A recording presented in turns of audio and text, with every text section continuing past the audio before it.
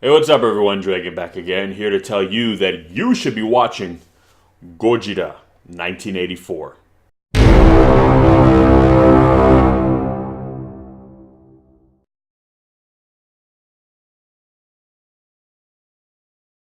So, Gojira 1984, or as it's kind of now been known in the West as The Return of Godzilla, is the 1984 Godzilla film and what is considered kind of the start of the Heisei Godzilla series, even though technically I think it's still technically in terms of like historical accuracy, 84 was still, I believe, in the Showa era, but in terms of the ongoing continuity, this film would have been the start of the Heisei era of films, which ran all the way up through 1995, culminating in Godzilla vs. Destroyer. Now, this film is essentially kind of in a weird way, a reboot, or rather what they would consider a soft reboot, whereas the original 1954 Gojira is still canon. You know, the events of that film still transpired, but everything that led up basically to 1985 or 1975 is no longer canon. So everything basically from Godzilla Raids Again to Terror of Mechagodzilla never happened. Godzilla has only appeared once in history,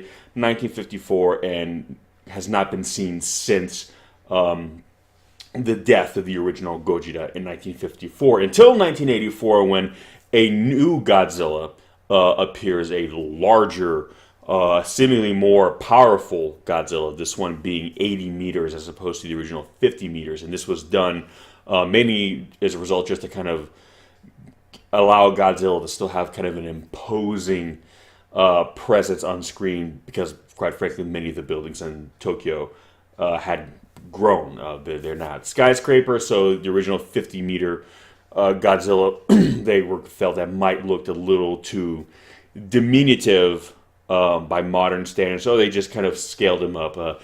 Something that would not stop happening during the Heisei era of films. So here we have basically a larger, more terrifying Godzilla, and initially there was something of a media blackout. The government is aware, based on a sole survivor of a fishing vessel who saw Godzilla kind of rise up, and basically they now are fearful of a kind of a national panic, if you will, like people rightfully so freaking out, and they realize that one of the worst events in history, this massive prehistoric creature that's made up, that essentially is a walking nuclear weapon, coming back. And for a while, they're trying to keep it under wraps until a Soviet sub is destroyed by Godzilla, and naturally, the Soviets blame the Americans. And by the way, this is 1984, so Cold War still going on. So the United States and the Soviet Union still kind of at odds. So right away, the Soviets point to the Americans saying, you did this, and they start kind of readying their military, so to speak, and then the Americans do the same thing. And basically, it's looking like what the world has kind of feared for the longest time, nuclear war. Looks like it might happen, and as a result, the Japanese government decided, okay, we have to lift the media ban. We have to let them know that, no, it was not the Americans who destroyed the Soviet sub, that it was in fact Godzilla, so they don't start shooting nukes off at each other and taking the whole world down with them. So they lift the media blackout. The whole world discovers that Godzilla is back, or at least there is a new Godzilla now out there. And right away, the Americans and the Soviets kind of start muscling in and basically start trying to say that we need to use nuclear weapons against Godzilla, that you need to let us, launch, basically nukes at him, saying that you can evacuate the city. The fallout will be, we can contain it, that, we can minimize casualties, but you have to let us, nuke Godzilla. And right away, the Japanese government realizes they're essentially being bullied by these two superpowers, and fear that this is less about, defending Japan from Godzilla, and perhaps a little bit more of a test to see what nuclear war might actually look like. Because up until this point, it's all kind of been in practice. What would it look like if people started just launching nukes? And basically the prime minister, off camera, presents his case to world leaders after being kind of bullied by these diplomats, these representatives of both governments, basically telling him, would you both be so quick to want to use nuclear weapons if Godzilla was attacking Moscow or Washington D.C. when it was your country and your citizens' lives at risk? Would you be so willing to unleash such a destructive weapon? And they kind of backed down after that when they kind of realized that perhaps whether subconsciously or consciously our motivations for using nuclear weapons might be a little less disingenuous. And then resulting in Japan then having to kind of devise a means and a method to kind of counteract Godzilla, who inevitably does come ashore, because it wouldn't be much of a Godzilla movie if he just kind of, didn't do what he does. And naturally, they start off things the normal way, tanks and planes, and surprise, surprise, doesn't do much work, and Godzilla quickly lays waste to them, comes ashore, and proceeds to just kind of stomp through Tokyo, much in the same way he did in 54, but again, causing more destruction now, more property damage, being that he's larger and more powerful than he was in 54. And the government basically now has been trying to, deploy new countermeasures against him, including something called the Super X, which is kind of, weird kind of hovercraft, airplane, top secret, weapon of some kind that is piloted. And it basically was, as explained, built in defense of the capital. And so basically they're using this and trying to devise weapons and means to maybe bring down Godzilla. All the while, scientists are trying to use his anatomy against them. We no longer have an oxygen destroyer in this continuity because Dr. Serizawa not only deployed the only one, but sacrificed his own life along with the deployment of the weapon, so there'd be no memory or trace of how that weapon was constructed. So they no longer have the super weapon. So now they basically have to try to find a way to say, well, if we can't beat Godzilla, can we lure him back? Can we, make him essentially not want to do what he does? He's looking for something. He's looking for a place in this world. You see Godzilla feeding off nuclear radiation at one of the reactors, and you realize that Godzilla is essentially a being that no longer has a place in this world and is a monster, and is basically by design will always be forced to perpetrate monstrous deeds, and including the means in which it survives, the way it feeds off nuclear radiation, and the fallout of what it will do to us just through his pursuit of sustenance. So basically, right away they basically realize that they need to basically just lure Godzilla away, basically kind of send them home, as they say it. And all that will lead to kind of a very emotional, for me anyway, scene at the end where essentially, without kind of spoiling too much, Godzilla is sent home, and in a final moment of what I feel is pure cinematic drama, makes a decision for himself, kind of for me anyway, solidifying that he is in fact a sentient being, and has a moment of clarity where he realizes that there is no place for him in the world, that he is doomed to wander it alone and forever as a monster, and in that moment becomes self-aware and takes the plunge, both kind of figuratively and literally. But like I said, I'll let you guys hopefully watch the movies for yourself and kind of see what I mean by that. But yeah, so Gojira 1984, the Return of Godzilla, as it's kind of known abroad now, basically outside of Japan. Now, for those of you who are American, like yours truly, if you grew up in America, the version of this film you would have seen prior to kind of the digital age would have been probably the Godzilla 1985 cut, which, as the name suggests, it was released in America in 1985 in theaters.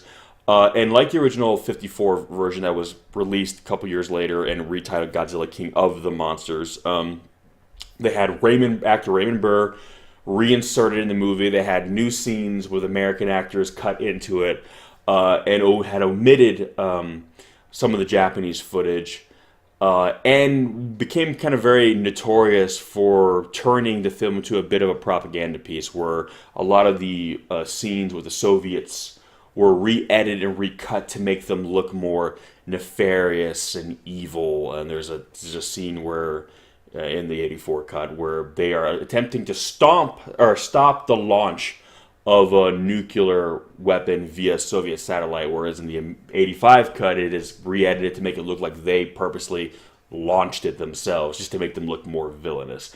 And unfortunately for the longest time, this was the only version we as Americans had access to, and even still, I fell in love with this movie. This is actually my favorite Godzilla film ever. And when I finally got to see the uncut, unaltered version, it was like seeing a movie that I'd loved my whole life, but even better. I kind of saw the movie now that unfiltered, which is so.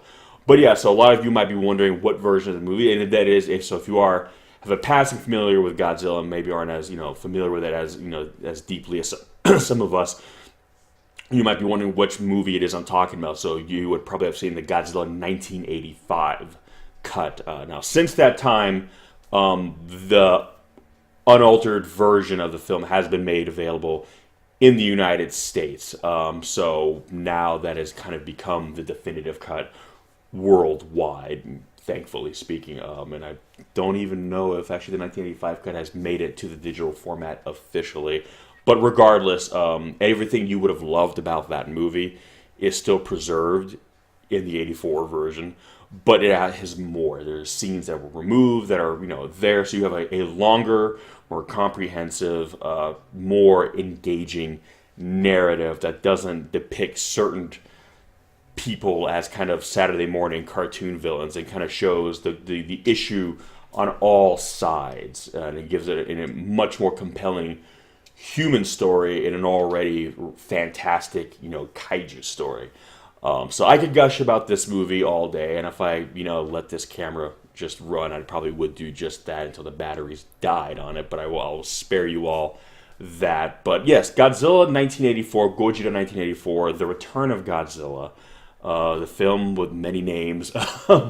It is, in my opinion, a fantastic film, and I'm not going to do the whole, is it better than 54, because 54 will always essentially be the greatest Godzilla film of all time, not just because it was the one that started it all, but just what its historical significance. But what 84 managed to do was take Godzilla and make him relevant to a highly volatile political issue in in 1984, kind of what the world was afraid of, nervous of in 1984, and we allowed Godzilla to become a metaphor for that. Whereas if Godzilla was the atomic bomb in 1954, he represented kind of the looming shadow of nuclear war that people were fearing in the 80s during the Cold War. He represented something even bigger, a threat that would affect the whole world, essentially, if everything came to a head the way everyone was afraid it might, which fortunately it did not.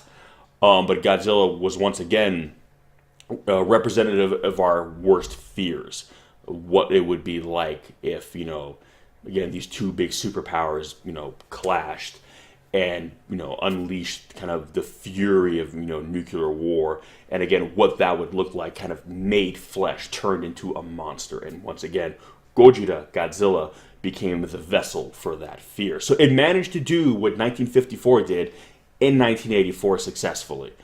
So for that reason alone, I think it is probably one of the most important Godzilla films, perhaps even the most important one after 54, just because, again, it managed to do what 54 did again, which is not something easy to do, because 54 is a masterpiece and really was a snapshot into the fears and apprehensions of people at that time. So the fact they were able to kind of do it again is very, very impressive. And really hasn't been done again that successfully until 2016 with Shin Gojira, which we'll get to that one on this channel, rest assured. But anyway, guys, Godzilla 1984, The Return of Godzilla.